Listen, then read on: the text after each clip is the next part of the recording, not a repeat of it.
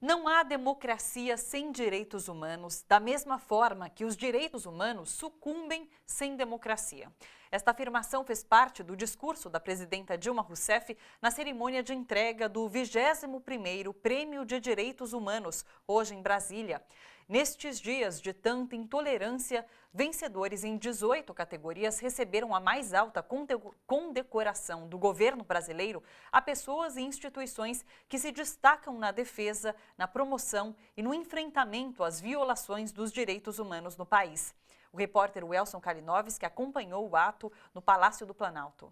18 representantes de entidades governamentais e da sociedade civil organizada receberam o Prêmio Direitos Humanos 2015. O presidente do Supremo Tribunal Federal, ministro Ricardo Lewandowski, venceu na categoria Prevenção e Combate à Tortura. Destaque ainda para a luta pelos direitos dos quilombolas e indígenas, pelas crianças e adolescentes, contra o racismo e a violência de gênero, entre outros. A presidenta Dilma Rousseff destacou o esforço do governo na implantação de políticas públicas para o setor. Todo mundo sabe aqui que avançamos muito nos últimos anos. Superamos a fome e a extrema pobreza. Erradicamos, por exemplo, o subregistro de nascimento, que sempre foi uma barreira ao pleno exercício da cidadania.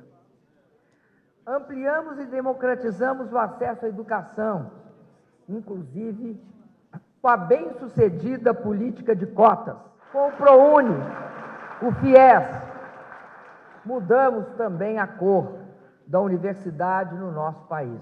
O jornalista Leonardo Sakamoto, premiado na categoria Comunicação e Direitos Humanos, falou sobre o papel da mídia na divulgação da temática para a sociedade. Nós temos o quê? Construção de grandes barragens como Belo Monte e as do Rio Madeiro, do Tapajós. Temos também outras grandes obras que são tocadas à torto e direito, explorando trabalhadores, escravizando trabalhadores, com recursos do Estado, feitos para o Estado.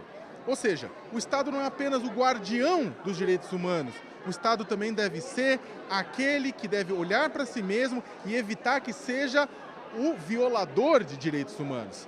E isso é importante, e eu acredito que a figura do jornalista, a figura do comunicador, seja como jornalista formado ou não formado, é fundamental para fazer circular a informação e fazer com que pressionar para que o Estado seja esse guardião e para que o Estado não viole os direitos humanos. Após o encontro, Dilma falou com os jornalistas. Ela reafirmou que segue na luta por seu mandato e disse que todos precisam saber que o PSDB é o partido por trás do processo de impeachment. Não é possível que os jornalistas aqui presentes tenham ficado surpreendidos. Aliás, a base do pedido e das propostas do presidente da Câmara, Eduardo Cunha, é o PSDB. Sempre foi. Esta declaração da presidenta Dilma Rousseff foi em referência à decisão tomada na noite de ontem pela cúpula do PSDB a favor do impeachment.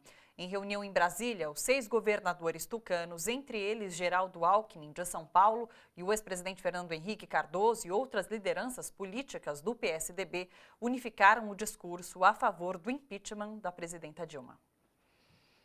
No Rio de Janeiro, um festival no Dia Internacional dos Direitos Humanos lembrou que muito ainda precisa ser feito para se ter uma sociedade mais justa.